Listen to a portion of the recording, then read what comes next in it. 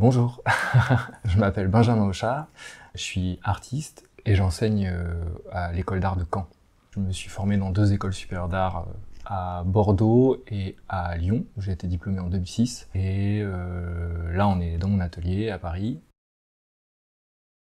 Je pense que j'ai une pratique qui est plutôt processuelle, c'est-à-dire que je fabrique un cadre de travail avec un récit qui se fabrique dans une limite. Et l'idée du processus, c'est aussi de pouvoir suivre une idée et voir comment elle se transforme, comment elle prend corps dans une forme, et en même temps de quand même continuer à avoir cette idée en tête de façon à ce que les gestes plastiques ne deviennent pas non plus de la forme pour la forme et de la gratuité de la forme, quoi. Et ça vient un peu connecter 2 choses dans mon travail, d'avoir un travail qui serait dans une dimension à la fois politique et poétique, de façon à ce que le travail puisse dire des choses et donc ne pas s'adresser uniquement au monde juste en tant qu'une forme artistique qui se regarderait comme ça.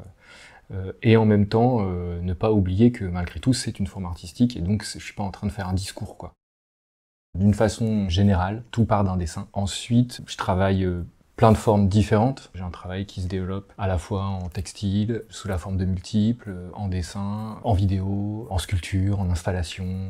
Ça dépend des projets, et puis ça dépend du projet de l'exposition, puisque mon médium, c'est un peu l'exposition, dans le sens où, quand je construis une exposition, je la construis comme une sorte de récit, presque, je pourrais dire. J'ai souvent l'impression que c'est comme si j'écrivais un livre dans l'espace. Les pièces s'associent pour fabriquer un récit, et elles entrent en résonance, et donc c'est à cet endroit-là que je travaille en réalité, plus précisément. À chaque fois qu'on parle de couleur dans l'art, je pense toujours au débat très classique là, entre le dessin, la ligne et la couleur. L'idée que le dessin serait lié à l'architecture, à la solidité, et la couleur qui elle serait du coup plutôt du domaine du futile, du cosmétique, de tout ce qui pourrait être un petit peu gratuit et pas sérieux justement. Et c'est marrant quand même parce que le dessin c'est masculin et la couleur c'est féminin dans notre langue. Moi je comprends pas cette séparation. Pour moi la couleur elle est intrinsèque à l'idée de faire de l'art, elle est la forme en elle-même. La couleur c'est aussi la multiplicité, c'est aussi la joie, c'est aussi tout un lot d'émotions. Je pense que la couleur permet de traduire, de transmettre ces éléments-là et c'est quelque chose avec lequel je tiens à travailler constamment. Il y en a plein, mes amis, déjà, Louise Alexiejev, Sarah Tritz. Pour moi, des travaux de l'art contemporain qui sont les plus importants, je dirais qu'il y a Mike Kelley et Rauschenberg, c'est 2 choses qui pour moi sont essentielles pour ma construction, pour le développement de mon travail, le fait de ne pas être un artiste d'un médium par exemple, de ne pas être un artiste d'un style. Et à ce titre-là, une des premières découvertes qui a été une grosse claque pour moi, c'était Martini Kippenberger, qui est aussi une sorte d'artiste capable de tout. Mon univers cinématographique, il est multiple, il est déhiérarchisé, je dirais, un peu comme ce que je souhaite faire avec mon travail. Là, comme ça, parce que j'ai des éléments dans le travail qui m'y font penser. Sous les yeux, je pourrais penser évidemment au film de Dario Argento. Profondo Rosso, par exemple, pour moi, ça a été une grande découverte et c'est un film hyper important. Mais je pense aussi à La Nuit des Morts Vivants, le film de Romero. Après, les films de science-fiction, en général, ont beaucoup nourri mon imaginaire et ma façon de penser les images aussi. Je pense à John Carpenter, par exemple, et à The Thing, qui est pour moi un chef-d'œuvre.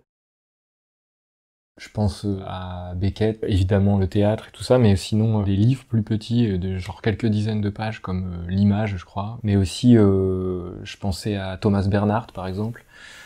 Le Naufragé, c'est un livre qui a été important pour moi. Il y a aussi beaucoup de bandes dessinées. Par exemple, Julie Doucet, ça a été hyper important pour moi. Récemment, de par l'exposition qui vient de se terminer là, au Drawing Lab, à laquelle on a travaillé avec Fabienne Bidot, qui était la commissaire d'expo. Fabienne m'avait fait découvrir une autrice qui s'appelle Marion Zilio, qui a fait 2 livres. Et du coup, avec Fabienne, on l'a invitée à écrire dans le catalogue de l'exposition.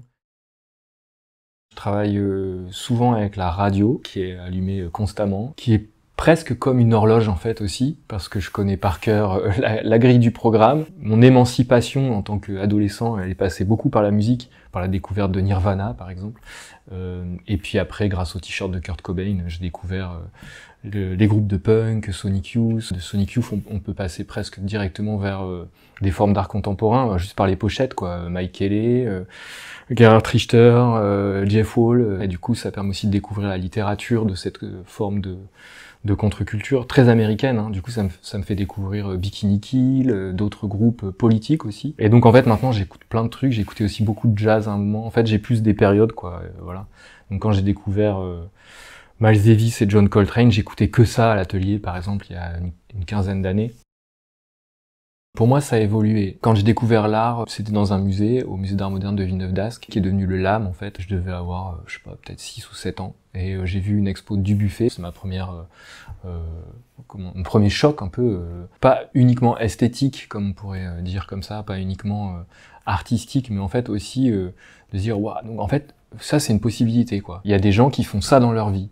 Je veux faire ça dans ma vie. En quelque sorte, c'était un premier choc émancipateur, quoi. J'ai toujours travaillé dans cet objectif-là, et donc le chemin a continué, quoi, comme ça, en se professionnalisant au fur et à mesure, et effectivement, c'est devenu un métier. L'émancipation s'est en même temps intensifiée, et comme tout métier, en même temps, ça a rencontré des contraintes qui font qu'en fait, le métier d'artiste est un métier comme les autres, avec ses spécificités qui font qu'il est différent, mais comme boulanger, bah c'est pas plombier, quoi. Peu de temps après mon entrée dans les écoles d'art, je me suis dit que j'essaierais d'être prof en école d'art, parce que ça me semblait être des lieux qui pouvaient fabriquer aussi ces émancipations, qui pouvaient fabriquer des rapports au monde différents. Et du coup, j'ai essayé ça, et finalement ça me tient, donc maintenant ça fait une petite quinzaine d'années, et c'est quelque chose d'important. Et c'est un autre métier.